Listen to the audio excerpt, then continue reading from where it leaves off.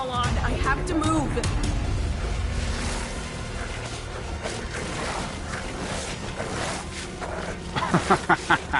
In 2019, Invader Studios released Daymare 1998, which was intended to be a fan-made remake of Resident Evil 2.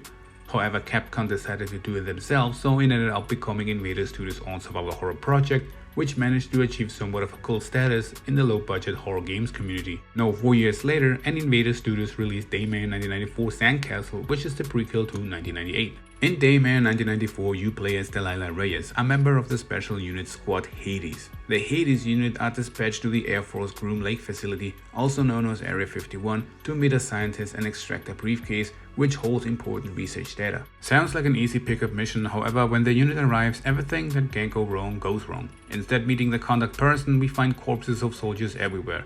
Also, the facility appears to be covered with some kind of electromagnetic layer. The unit is getting attacked by ghouls and ends up getting separated, and now Delilah has to fight to survive. Delilah is equipped from the beginning with a shotgun and MP5, which is good since the enemies you fight against are ghouls, but just not simply ghouls. Ghouls are charged with electromagnetic anomalies. Shooting down one enemy and the anomaly may jump straight into the next dead body to resurrect him. There is also the red anomaly which supercharges ghouls and makes them immune to bullets. Luckily, Delilah finds the perfect solution for that. The frost grip is early in the game achieved. Enemies can be slowed down or froze on the spot completely. To finish them, you can simply switch over to a gun or perform a super punch with the frost grip gauntlet. The anomalies escaping from the bodies can be shot down with the frost grip as well. Be aware that the tank of the frost grip recharges very slow. The fuel cartridges helps here with that issue. It recharges instantly the frost grip tank. Those can make the difference between life and death, because many times ghouls will attack in groups. Besides the standard types, also known as decoys, there are also the muted ones. Those will shoot mostly from a distance, and the sparker, which will kill you instantly if they're getting close to you. While progressing in the game, you'll find upgrade stations for the frost grip, where you can upgrade or unlock one skill, like frost bombs. There are two of them now.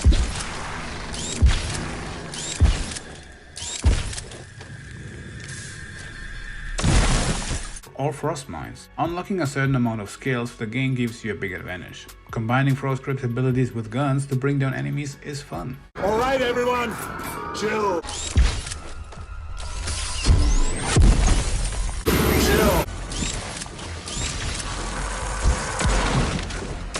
Chill.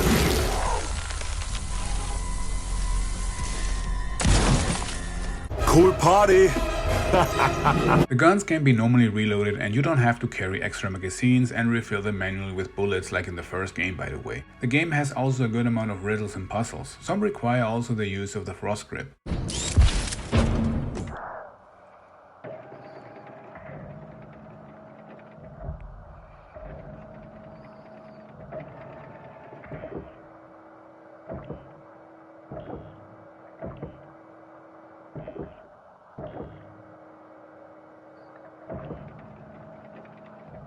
That's it.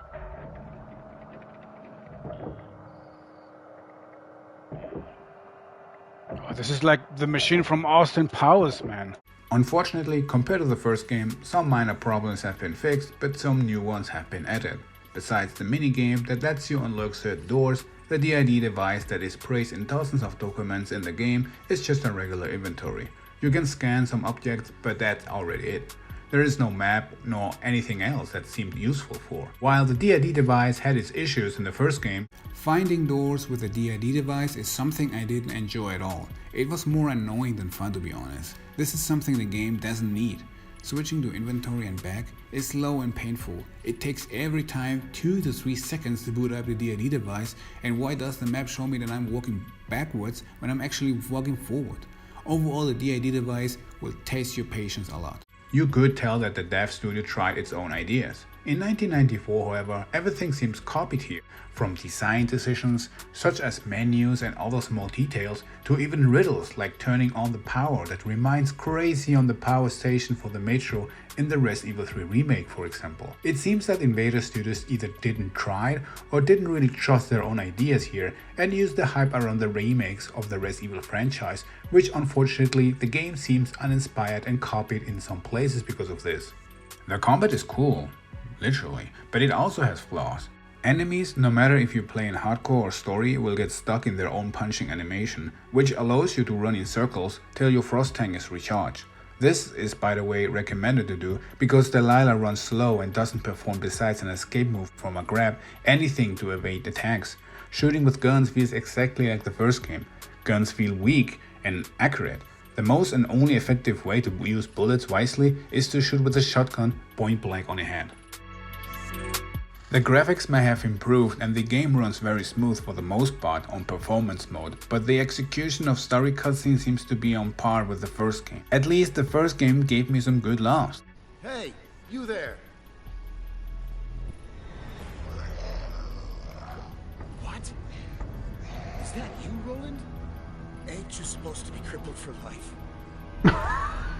Here it's sadly just a pure cringe fest. The main character is an equivalent female version of a Steven Seagal. You found me out, didn't you? While the game shows you what crazy universal soldier she is, with documents and cutscenes in the beginning, in the game she seemed like an amateur, stupid and completely overwhelmed. You know what her face reminds me of?